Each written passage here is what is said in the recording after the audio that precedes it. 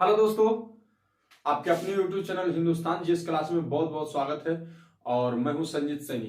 दोस्तों, आज की जो हम लोग क्लासेज पढ़ेंगे वो पढ़ेंगे कोसी नदी के बारे में, क्योंकि इससे पहले भारत की प्रमुख नदियां के बारे में गंगा नदी मैंने पढ़ा दिया, ब्रह्मपुत्रा नदी पढ़ा दिया, यमुना नदी, गोदावरी नदी, ये नदियां मैंने पढ़ा दिया। आज जो हम लोग पढ़ेंगे दोस्तों कोसी नदी पढ़ेंगे, तो आप वीडियो में लगातार बने रहें। और यदि अच्छा लगे, समझ में आए तो वीडियो को लाइक कमेंट शेयर करना ना भूलें दोस्तों, जरूर करें दोस्तों। तो चलिए हम लोग चलते हैं दोस्तों। हम पहले से फैक्ट्स लिख चुके हैं, इसलिए कि लिखने में टाइम लग जाता है, वीडियो बहुत बड़ा हो जाता है। तो दोस्तों ध्यान दीजिएगा, कोसी नदी आज हम लोग देखेंगे डायग्राम के माध्यम से। तो दोस्तों, कोई भी नदी के सबसे पहले उद्गम स्थान देखा जाता है, तो कोसी नदी के उद्गम स्थान जो है गोसाई थान। कहाँ है दोस्तों? गोसाई थान, जो कहाँ में पड़ता है दोस्तों? नेपाल में पड़ता है। नेपाल में पड़ता है दोस्तों। इसकी लंबाई की जब बात किया जाए दोस्तों कोसी नदी की, तो 730 किलोमीटर, 730 किलोमीटर। और विस्तार की जब बात किया जाए दोस्तों, तो कोसी नदी की जो विस्तार है नेपाल से निकल करके कहा बिहार में घुस जाती है, यानी नेपाल और बिहार में है दोस्तों। सहायक नदियां इसकी जैसे दूध कोसी, भोर कोसी, तैमूर कोसी आदि सहायक नदियां देखने को मिलती है दोस्तों। ध्यान दीजिएगा दोस्तों, यदि मुहाना की बात करें यानी कोसी नदी कहां समाप्त हो जाती है, तो कोसी नदी वैशाली के कारागोला, कहा दोस्तों? वैशाली, यानी बिहार के वैशाली जिला में कारागोला नामक स्थान पे गंगा नदी में उत्तर से जाकर के क्या हो जाती है दोस्तों?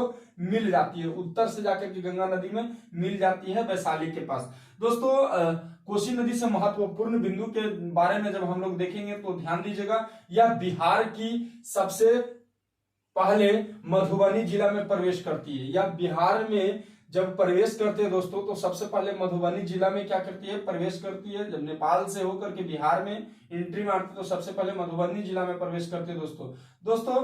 इसे बिहार का शोक कहा जाता है दोस्तों। इसलिए कहा जाता है कि ये जो नदी है काफी बिहार में काफी जल स्तर अपने बढ़ाने के कारण बिहार में जान माल की क्षति कर देती है दोस्तों।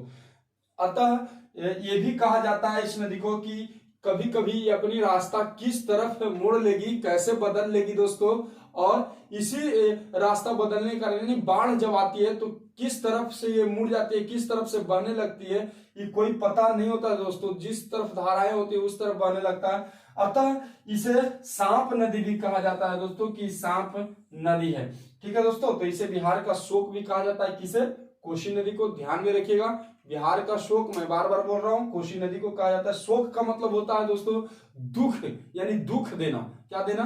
दुख देना, यानी शोक उसी को बोला जाता है, यानी दुखद कर देता है। बिहार के दुखद नदी या शोक नदी कहा जाता है दोस्तों कोसी नदी को। तो आशा करते हैं दोस्तों कि समझ में आया होगा। फिर से मैं एक बार दोहरा दे रहा हूं, कोसी नदी उद्गम गोसाई थान। गोसाई थान, कोसी, गुस्सा में रहिएगा दोस्तों तो कोसते हैं ना आप, कोई के गुस्सा में रहते हैं तो कोई क्या कोसते हैं, समझ में आ रहा है ना? तो गोसाई थान कहां में पड़ता है? नेपाल में। लंबाई दोस्तों 730 किलोमीटर। विस्तार की जब बात करें तो नेपाल और बिहार, सहायक नदी दूध कोसी, भोर कोसी, तैमूर कोसी, मुहाना वैशाली जिला के कारागोला में। और ध्यान दीजिएगा दोस्तों, कोसी नदी सबसे पहले बिहार के मधुबनी जिला में प्रवेश करती है और यह अपनी दिशा को बदलने वाली नदी है दोस्तों। इसे सांप नदी भी कहा जाता है। जब दिशा बदलती है दोस्तों, जब विकराल इसका रूप आता है बाढ़, तो बिहार में कई अपने तटों किनारे कई गांवों को क्षति कर देता है दोस्तों, कई परिवार को उजाड़ डालता है दोस्तों। इसलिए इसे बिहार का शोक या दुखद नदी कहते हैं। तो जय हिंद दोस्तों। आपको वीडियो यदि समझ में आया होगा दोस्तों तो सब्सक्राइब, लाइक और कमेंट जरूर करें दोस्तों। इससे हमारा हौसला बढ़ता है। कमेंट्स और सब्सक्राइब, लाइक करने में कोई पैसा नहीं लगता दोस्तों। ठीक है दोस्तों, तो आज के लिए इतना ही। फिर मिलते हैं नेक्स्ट क्लास।